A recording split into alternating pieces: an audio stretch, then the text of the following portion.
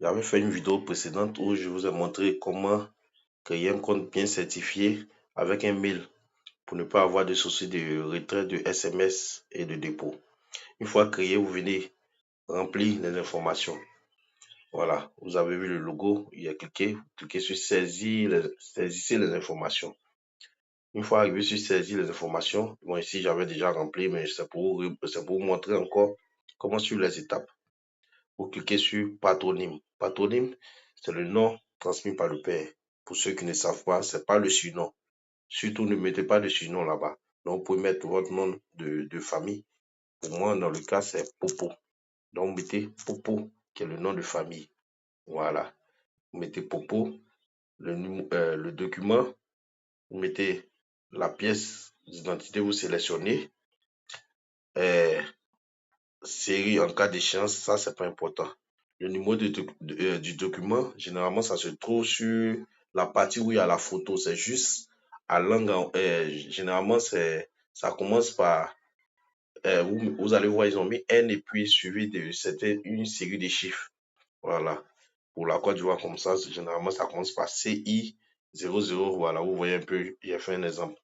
La date de naissance, vous mettez la date de naissance qui figure sur votre pièce d'identité. Dans le cas échéant, si vous n'avez pas de pièce d'identité, vous avez un extrait, mettez la vraie date de naissance. N'inventez pas de date, mettez la vraie date. Là, au cas où il y a un souci, on peut toujours les écrire et contacter par mail Elizabeth pour pouvoir résoudre le problème. Le pays, vous mettez dans le pays où, voilà, où la pièce a été faite. Pour la Côte d'Ivoire, comme ça, pour moi, c'est la Côte d'Ivoire. Donc, la République de Côte d'Ivoire. Si vous êtes au Ghana, en Guinée, au Burkina, au Mali, vous mettez le pays et vous sauvegardez les informations. Comme je vous ai dit, le patronyme, c'est pas le surnom. Je vois qu'il y a d'autres qui ont tendance à le mettre dans le patronyme. Voilà, ils vont mettre le nom IPv45, ou ils vont mettre un surnom là-bas. Non, ça peut vous créer des problèmes devant. Lorsqu'ils vont vous demander d'amener votre pièce, effectivement, ça ne figure pas ce surnom. On peut bloquer votre compte et voilà. Donc, si vous avez créé un compte ou dans la partie patronyme, vous avez mis un surnom, je vous conseille d'aller créer un nouveau compte en suivant les étapes. Je vous ai déjà montré, voilà, vous pouvez voir dans mes vidéos précédentes, vous allez voir comment créer un compte SBS certifié avec le mail.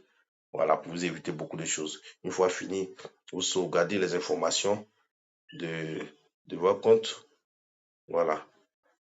Une fois c'est sauvegardé, c'est fini. OK, il n'y a pas de souci. Voilà.